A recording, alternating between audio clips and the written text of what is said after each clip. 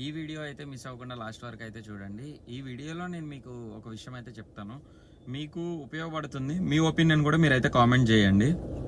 ప్యాసింజర్స్కి డ్రైవర్స్కి మధ్యలో డోర్స్ అయితే ఉంటాయి. మీరు ఇప్పుడు వీడియో చూస్తున్నారు కదా, ఆ డోర్స్ని అయితే రిమూవ్ చేపిస్తున్నారు అనమాట ఆర్టీఓ వాళ్ళు. మెయిన్లీ కర్ణాటక తిరిగే బస్సులు అంటే బెంగళూరు తిరిగే బస్సెస్ ప్రతి బస్సులోనే ఆ డోర్ అయితే రిమూవ్ చేశారు. ఆంధ్రాకి తిరిగే బస్సెస్లో కూడా చాలా బస్సులకి రిమూవ్ చేసేసారు. ఆ డోర్ని రిమూవ్ చేయడం వల్ల ఏమవుతుంది అంటే, ఆ మధ్యలో మనం ఏదైతే స్లీపర్ కానీ సిట్టింగ్ కానీ లోపలికి వెళ్ళి కూర్చోడానికి మనం నడుస్తామో దాన్ని గ్యాంగ్వే అని అయితే అంటాము. ఆ గ్యాంగ్వేలో నిలబడుతున్నారో, ఎప్పుడైతే డ్రైవర్ సడన్ బ్రేక్ వేస్తున్నాడో ఆ గ్యాంగ్వేలో నిలబడ్డ ప్యాసింజర్ ఎవరైతే ఉన్నారో వాళ్ళు డైరెక్ట్గా వచ్చి ఫ్రంట్ మెయిన్ అద్దానికి అయితే తగులుతున్నారు.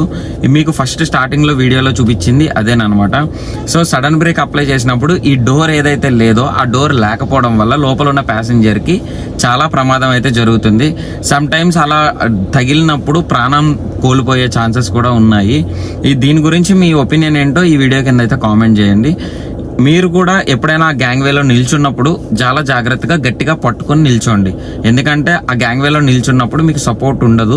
సో ఎక్కడ పట్టుకోవడానికి ఉండదు కాబట్టి మీరు పట్టుకోవడానికి ఉన్నప్పుడు గట్టిగా పట్టుకొని నిల్చోండి, లేకపోతే మీకు కూడా ఈ ప్రమాదం జరిగే ఛాన్సెస్ ఉన్నాయి. Thank you friends.